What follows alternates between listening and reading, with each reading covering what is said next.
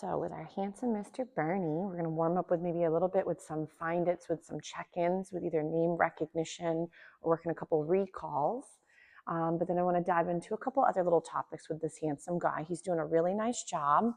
I know today is their last session for the 4 weeks for the doggy day school. So we're going to just see how all the beauties are feeling, work some skills, and take it step by step. So right here, we're going to send Mr. B away for a little find it. And then I might go, Bernie, come. Yes, nice job. So obviously when working some of these skills in around your home, I know you mentioned earlier this morning, so ready, Bernie, come, that at times, just like most folks, the puppies can do a really great job in certain environments or with certain setups. But then sometimes they have a hard time generalizing. Oh, dropped one, find it. So they might have a hard time generalizing information that they might learn here, or let's say with you in a certain room, to then transfer that material out to the real world, be it your backyard, a walk, a novel space. So I know for a lot of folks, ready? We'll do another little find it. So novelty is challenging in general, but then so is adolescence. So adolescence is going to hit your puppy around 6 months to about 2 years, give or take, depending on the breed. So a lot of times folks tend to struggle heavily at that age group. So remember, your puppy is not on purpose trying to give you a hard time. They're having a hard time. So remember to think about your babe as a fur little exchange student who doesn't always know what you want from them verbally, culturally, or physically. So if, let's say, he's struggling with a human construct, like let's say, for example, proper hellos, the way dogs greet other dogs is maybe very different than the way we greet other people. So culturally, there's going to be moments where what seems natural to a dog may be very weird to a person, and vice versa. So if you're finding you're really struggling with getting certain topics or certain behaviors mastered at home, I would highly recommend to think about anytime you're around your babe in the home front, that's again a moment where your puppy's learning. So if he's doing things that we don't love, could we use prevention in the sense of management? And that could be baby gates, corral, your crate, or maybe even your leash inside the home. So because for a lot of dogs, they don't really know what to do. So you have to either show them or help them learn the proper behavior you'd rather. Or for example, if there's something like that is way out of his comfort range, prevention of the failure is your main goal for starters. So I would also recommend at home is if, let's say, the harness and the leash only get used when they go out or when they're going for a walk or when they're going here, then the equipment itself can start to equal a lot of excitement or anticipation, and then for some puppies, even some anxiety. So if you're finding that he is flustered or way too excited about gear, practice that in and around the home, but try to make little moments throughout the day into little practice situations. Yes. So you guys may also really love, which is what I've mentioned to a lot of the puppy and even adult dog students, is to have, for example, what are called treat stations. So treat stations are where your dog is set up, for example, with some items that they enjoy food-wise or treat-wise that are okay to be left out of the fridge. And then what you end up doing is anytime you see or notice behavior or skills you'd like to have him do again, you want to feed into those behaviors. So I always think about behavior or skill sets as having a bank account. So if, let's say, we're not adding enough deposits to one of those accounts, the dog's value in that account will not be very good. So if your value for, let's say, recall has not been worked as much, where there's very few deposits into that account, your babe is more than likely not going to do great with recalls. Normally, sitting tends to be one of those behaviors that almost every single pup or dog has worked on heavily, because for us, we think sitting is one of the greatest skills, which can be helpful at times. But we want to make sure that if, let's say, he's not as well versed with down, maybe we replace our sit cue for a little while with, let's say, working downs for a little bit longer or working look behaviors. So, but remember, even though he's able to offer some really great skills, make sure it's more of a could you do this versus you must. Remember that sometimes your puppy's disobedience is technically them saying, I don't understand, I'm overwhelmed, I'm feeling this or that. And when you're dealing with a teenager, there's a lot of moments where their brain and body are not necessarily working as one.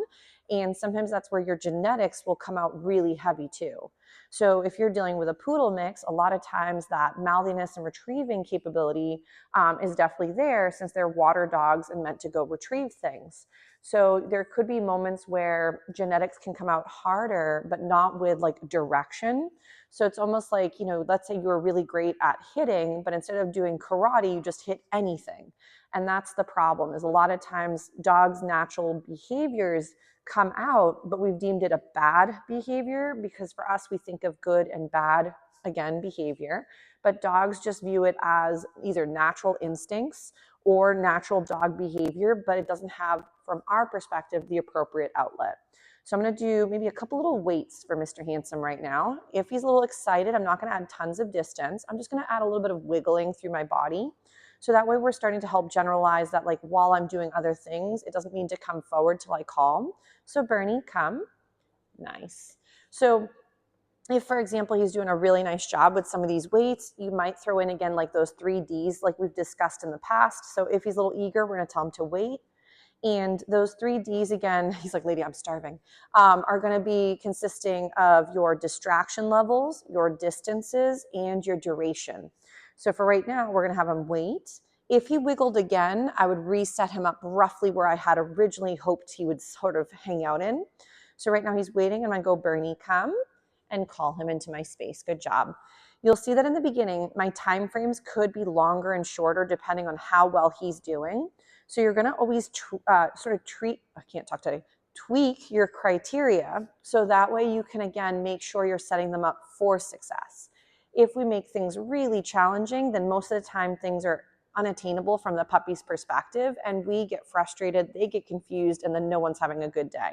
So we're going to tell him to wait. He's going to just hold back for a few seconds. I'm going to see if I can add a little bit with some wiggle.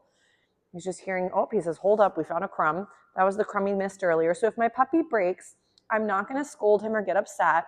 So I'm just going to set him up. I'm going to tell him to wait, and we're just going to try again. He's like, I might as well get comfortable. Nice. So if your puppy would prefer to do a down weight or a different body position, I'm not such a stickler where I'm like, oh my gosh, you have to go back into your sit. If you really wanted to work a little bit more with pristine like exercises, of course, that could be something for down the road. For right now, I just want him to stay in the spot he's in until I release him with the recall. So he's just waiting until it's time to wiggle again and practice that coming when called. So, but if your puppy does better in a down position, then that might be a great way to start. So again, he's like, I'm into this. Bernie, come. Yes, nice job. He's like, hold up, I dropped my teeny kibbles. Good job. I love how small his kibble is though, because it's very nice to rotate through that and some of his training treats. And then that way he doesn't always know which one is coming, but he's still got a nice little mix of medium to higher value snacks from his perspective. So he's doing a real nice job. And I love that you dice them up so pretty. So ready, sit. So I'm going to tell him again to wait. If, let's say, me taking a step back equaled he wiggled, I might then lure him back over, even if my hand is empty, get that little sitting. If he's going to do better in a down, we might start there. I'm going to feed him for the down, so there's value in starting there. And I'm going to tell him to wait.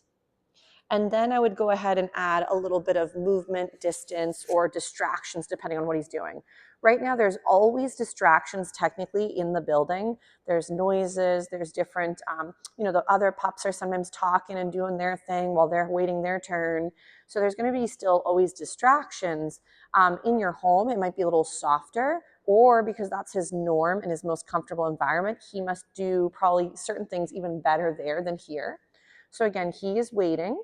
And then I might add a little bit of movement. I know the heat comes on and off, and it makes the building crack a little bit, like the funny ceiling. So that can sometimes throw them off, the novel noise. Bernie, come. That was beautiful.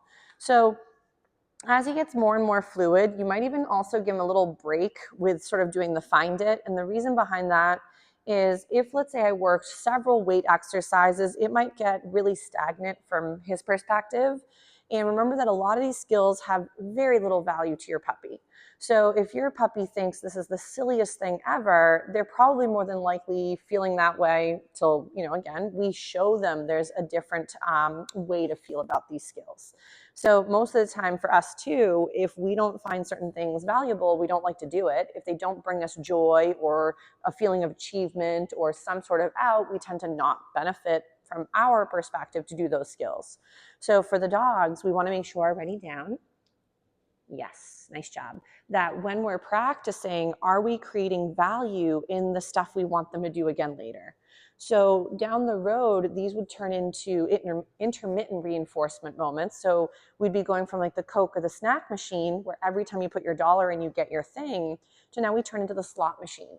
Maybe they don't always get the reinforcement every single time in the sense of food. Maybe it's praise, touch, exploration, play, whatever it might be they find valuable as well. So let's say I lose him again. I'm going to regain that lovely down. He's like, would you like a foot? So if he's a little bit unsure, I might lower him to the ground just to help him out. Nice. I'm going to tell him to wait. And I'm just going to, and I love that he gets comfortable, his little side saddle, like his little side, little leg sticking out for his down. So right now he's waiting. And then I'm ready. I'm going to go, Bernie, come. Nice. And feed for that. The wild men are barking and wrestling. So ready, find it. Nice. So, but the benefit of sometimes rotation through a couple little easier skills is that it's not always the most difficult all the time. So I tend to like to go from sort of easy to a little bit more challenging, back to easy, to a little challenging, back to easy. So it seems like, again, even though sometimes I'm upping the criteria, I want it to still feel like it's effortless for him in the sense of feeling comfortable and reliable in those skills. So we'll do another couple little find its for him. And then so from the find its, you could also be just feeding him directly for coming into your space, building that value. But then you could go from those find its into name recognition or that recall again. So Bernie, come. Yes. So I would though keep your recall practice, not turning it into like boot camp. So if let's say he does an amazing 15 to 20 recalls, Bernie, come. I would maybe sometimes do 3, maybe another day do 5, maybe another time do maybe 7, but I wouldn't do 15 to 20 every time. So we'll do another find it. And then ready, Bernie, come. What a good job. 2, if your puppy tends to do a drive-by, so they pass you by as they're coming to you, or they come and grab their snack and they take off again, what I sometimes like to do is in the beginning, if your puppy's not as good at sort of hanging out with you once you call them, ready, Bernie, come. Then what you can go is from there is you can either feed rapid fire a couple tidbits right to the puppy to build value in being near you as having a really great sort of scenario from his perspective. So then we could go again, little find it, have him go search for that little morsel. And then from there, once he finds his little crumb, I'm going to call him again. Bernie, come. Yes, I'm going to feed for that. And let's say he's doing a great job hanging out. Maybe you could get that little sitting position if it was comfortable for him to do so. And now you could, again, reinforce for being near and then working a sitting position versus passing you by again. You could also work on the gotcha behavior, which is something we'll maybe dive into later. But that one is, there's another video with another pup that was also working with recalls. I believe it was Sophie. So she's a little one. She's a Yorkie mix. And she, for example, was sometimes doing a recall, but then passing right by, or doing a recall and running away again. So the benefit of gotcha is you practice going and grabbing for equipment and you feed for that. In the beginning, it could be almost the way I was practicing with the brush, is where I reach, but I don't make contact and I feed for the reach. You don't want to pair gotcha instantly with, for example, recall. So if your puppy is still working on recall, feed for all the great recall moments first. Then you might build in a gotcha behavior separately. But gotcha can be helpful because then when you need your puppy, and let's say they're about to romp away or there's a really dangerous thing or whatever it might be, you have that gorgeous recall and then you feed them for the recall, but then you'd also practice grabbing for equipment or grabbing for the collar or the harness and not have the grab be scary, confrontational, or spooky. Because for a lot of people by accident, grabbing for gear tends to equal the game is over, you're maybe in trouble, which I don't recommend, or that I'm going to come maybe reprimand you. And the problem with grabbing for gear and pairing it with something negative is that it can turn into eventually displacement, where your dog might, out of fear, frustration, or anxiety, go and reach and start biting for you. So I would highly recommend to practice grabbing for equipment as being something that's the bringer of good, not the beginning of something bad. But that's where the gotcha behavior could be something to work on with him too. And I know Sophie did it with some of her recall practice as well. But maybe what we'll do is we'll give Mr. B a little break from this, and I want to work a few other skills for this handsome guy, and then we'll rotate through some more of his practice. So maybe we'll do, he's going to do a beautiful little sitting. Smart man. So maybe we'll do another little find it, and we'll do a little break for Mr. B, and then we'll rotate again.